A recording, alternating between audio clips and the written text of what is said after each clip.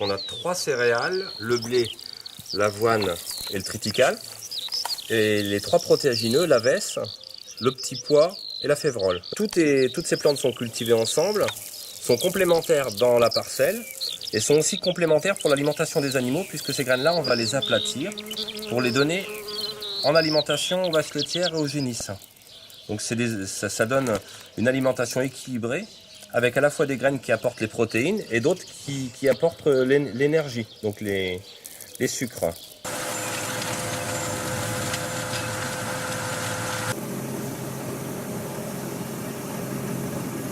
Ils sont enfoncés à combien là? 5 cm. 5 cm, d'accord. Et espacés de tous les combien? 16 cm.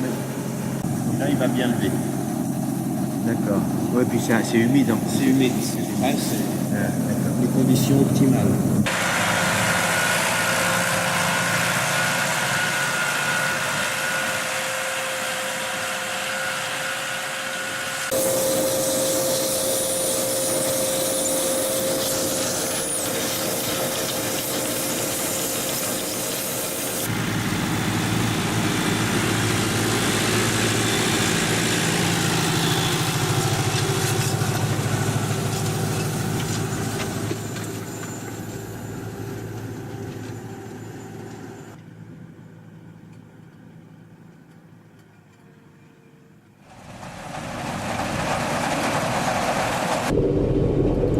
Ce qui est important quand on récolte les graines, c'est que déjà on prépare la semence pour les cultures de l'année prochaine. On prépare les champs déjà de l'année prochaine pour nourrir le troupeau.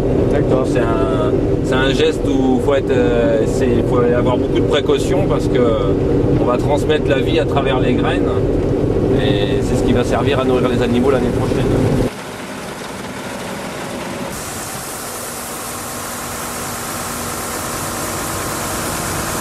Mais il y a moins de verre.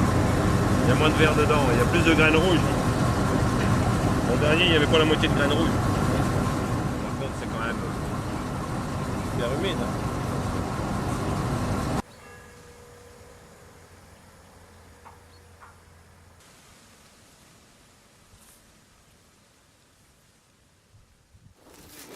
Je vais essayer de... Voilà. Il est le petit point là, Le petit point, c'est-à-dire blanc. C'est-à-dire que tout ce qui est noir, c'est du liquide amniotique. Hein, c'est la poche. Tout ce qui est noir, c'est du liquide. Ok. Hein, et donc le point au milieu là, c'est le fœtus. Et l'agitation va jusqu'à combien? Ah là, on le voit bien. Ah bah, 9 mois. 9 mois, comme nous. Ah, on le voit bien là. Non. Alors là, les pattes, là, et il bouge. Hop là, là on les voit les pattes. Là, il est sur le dos, et on voit les pattes là.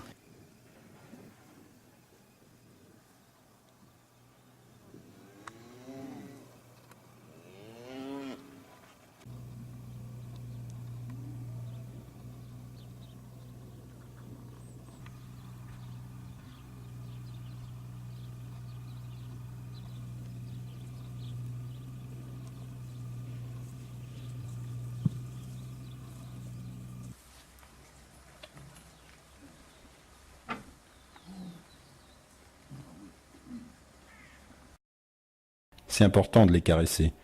Ils s'en souviennent toute leur vie après.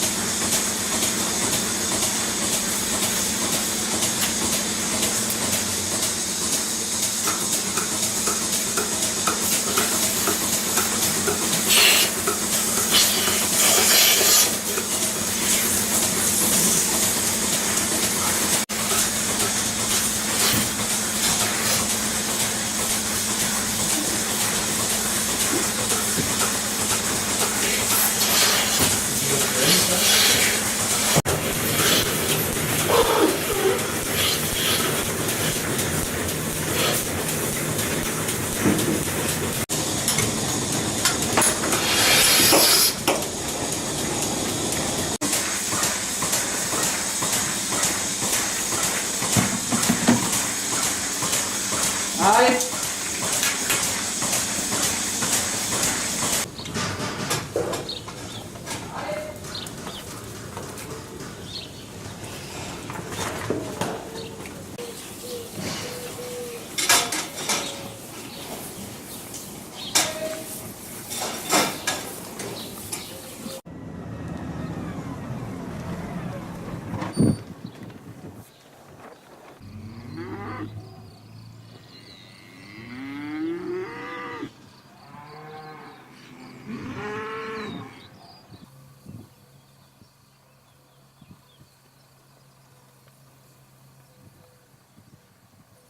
Ce soir, on a prévu de faire 50 litres de crème à partir de 600 litres de lait.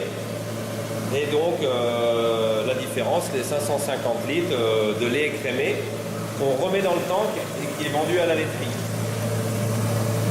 Donc là, on a le lait en direct de la traite qui arrive à 35 degrés et qui est écrémé directement dans la foulée.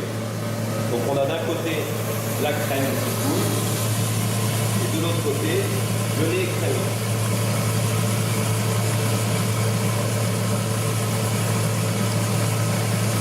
La baratte, elle contient 20 litres de crème. Là, on va mettre un petit peu plus, on va mettre 22 litres. Là. 22 litres de crème qui ont été faites avec 250 litres de lait. Et ça fera combien de beurre? 11 kilos. C'est un peu granuleux là. Oui, bah là, tu vois. Ça va, là, ça change. Attends, attends. Là, c'est bon. Attends un peu. Là, t'es bon. Il faut vraiment avoir un grain de beurre. Dès que le beurre arrive, Là-dedans, on va voir. Là, on a vraiment la formation des grains de beurre. C'est des petites billes de beurre qui font 1 mm de diamètre à peu près.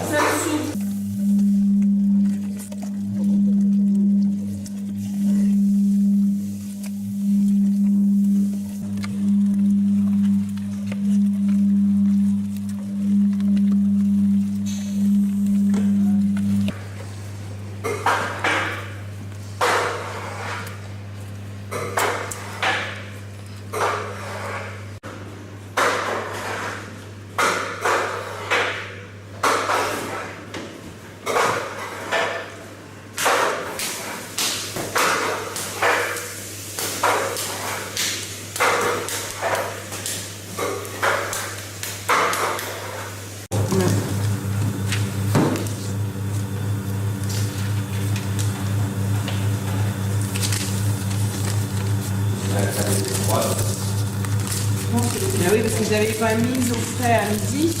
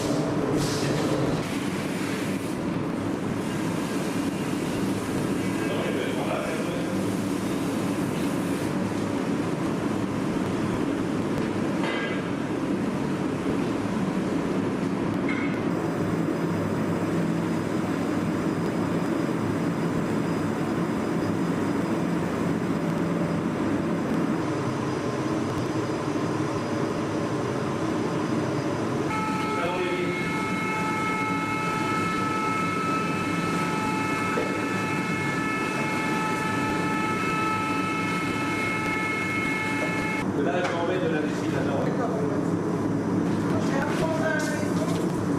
Oui.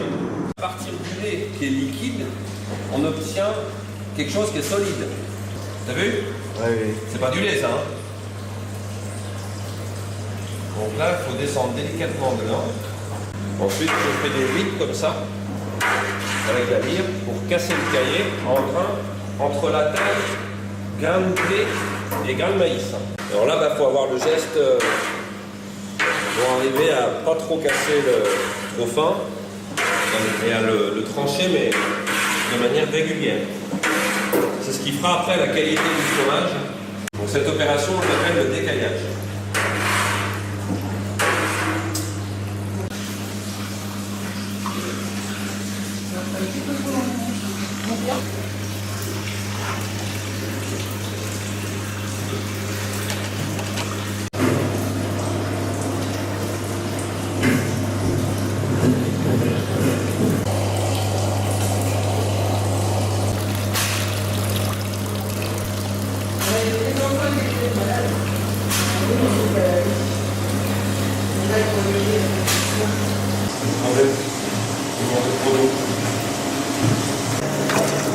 Je sers de ça pour compléter. Il faut compléter, remplir, retourner, compléter, les retourner, les remettre. Faut faire quelque chose tout le temps.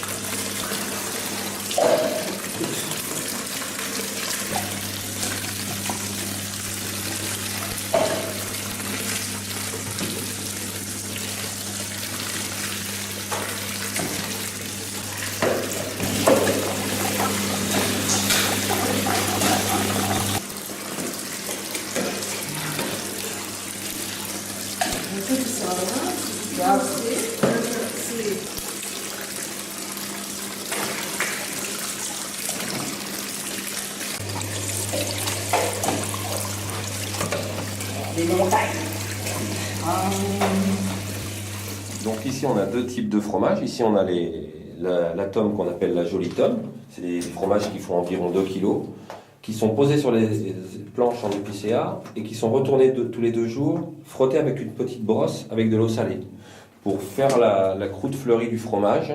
Donc on les frotte et on les retourne et il faut compter 30 à 40 jours d'affinage pour la commercialisation, pour consommer les fromages. Et après on a un autre type de fromage, les plus gros, qui font 15 kg, qui sont des pâtes pressées mi-cuites, type Beaufort.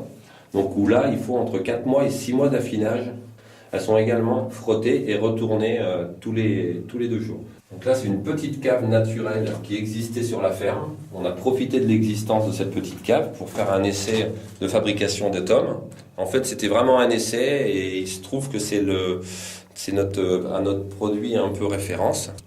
Et c'est un produit qui plaît bien, qui n'existe pas dans la région et dont les gens sont assez friands. La tome, elle peut se consommer en fromage, mais on peut la consommer également cuite, en raclette, en tartiflette, fondue sur des pommes de terre ou sur des pâtes. Donc ça fait qu'on a pas mal d'utilisations possibles, différentes de ce fromage. Donc à la fois les adultes, mais également les enfants en sont souvent assez friands, même si c'est un fromage qui reste un fromage assez fort en goût.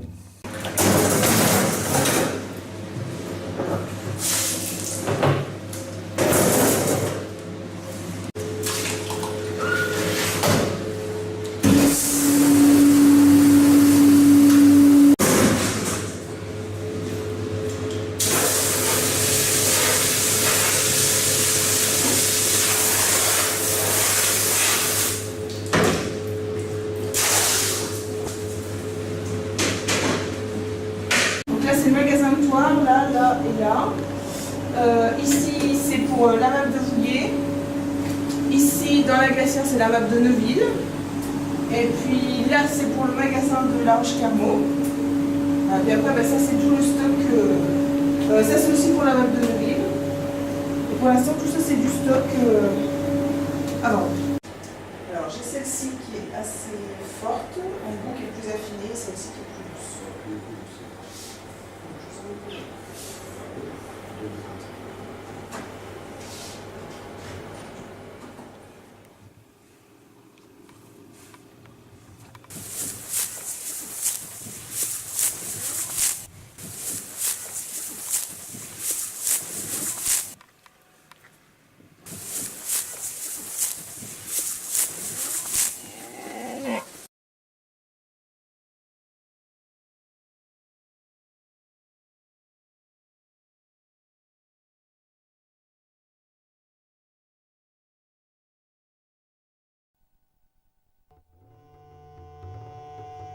Un miroir posé dans la campagne. Un miroir pour refléter un corps, notre agriculture. Rencontre avec un homme et regard sur son métier. Je vois quelqu'un qui commence à avoir des rides, je m'en rends pas compte, mais c'est le miroir qui me le dit. Je vois un petit peu tout le milieu qui m'entoure tous les jours, le milieu dans lequel je vis, dans lequel je travaille, et je me sens bien dans ce milieu-là, je me sens chez moi. Bruno Joly, c'est l'histoire d'un homme qui ne devait pas avoir le choix. Il y a 18 ans, son père, chef d'exploitation, mourait sous ses yeux dans un accident de tracteur. Et le voilà, à 25 ans, à la tête d'une ferme de 147 hectares. C'est là que l'histoire commence, lorsqu'il devient agriculteur et décide de rompre avec l'agriculture intensive, industrielle, celle de papa. En majorité aujourd'hui, les vaches elles restent renfermées dans des bâtiments, elles mangent de l'ensilage toute l'année, elles ne voient jamais la verdure et elles marchent sur du béton. Les paysans ont accepté de faire ça. Moi, depuis une dizaine d'années, j'ai recommencé à faire du pâturage et à mettre les vaches dehors. Et c'est à la fois un système économique et en même temps c'est un plaisir d'aller chercher les vaches dans les champs, et puis il n'y a rien de plus naturel, et même si ça paraît bizarre aujourd'hui, c'est quelque chose de tout à fait normal. Notre seule liberté, c'est notre conscience. Terminer les maïs hybrides, ces plantes gourmandes en eau et en pesticides. Voilà longtemps que Bruno n'a plus recours aux semenciers, qui à ses yeux vivent sur le dos des paysans. Sa fierté, c'est son autonomie. D'une année sur l'autre, ces maïs produisent les semences dont il a besoin. Alors ça, c'est les populations de pays, ça c'est les maïs qu'on a cultivés pendant 350 ans en France. On voit que toutes les plantes sont différentes alors que les hybrides sont tous des clones. Et le gros avantage, c'est que les plantes s'adaptent. On a une adaptation au climat, au sol, au terroir. On a une diversité qui va nous apporter les solutions pour résoudre les problèmes de l'alimentation dans le monde du 21e siècle. Bon, j'amène à manger, bon appétit. Hein. Il faut avoir des bonnes dents. Hein. Dans cette loi, une des choses les plus importantes, c'est le seuil. Nous, ce qu'on dit, c'est que pas d'OGM, c'est 0 OGM. Alors que dans la loi, il est inscrit que pas d'OGM, c'est moins de 0,9% d'OGM. Donc on tolère une contamination par les OGM faible. Et on sait très bien que si on tolère un petit seuil d'OGM, au bout d'1 an, 2 ans, 3 ans, 4 ans, ce seuil va monter, il y aura des OGM un petit peu partout, et on ne pourra plus contrôler ça. 0 OGM, c'est 0 OGM. La santé de l'agriculture durable. Voilà. Autre miroir, sa mère, qui observe avec fierté et une innocente mélancolie un homme qui a fait le deuil de ses modèles. C'est vrai, je suis fière de lui. J'en reviens pas comme il a évolué dans un sens que nous, on n'évoluait pas déjà. Pour moi, le développement durable, c'est en tant que paysan cultiver, ne pas porter atteinte aux ressources, ne pas détruire les sols. Si aujourd'hui je détruis mon sol, mes enfants ou mes petits-enfants pourront plus cultiver cette terre. Aujourd'hui, c'est ce qu'on est en train de faire sur un grand nombre d'hectares en France. C'est catastrophique. Je ne peux pas me mettre dans la tête de continuer dans un système comme ça. Je l'ai fait, je ne savais pas à ce moment-là que je le faisais. Aujourd'hui que j'ai cette conscience, que j'ai cette connaissance, je ne peux pas continuer à faire comme ça.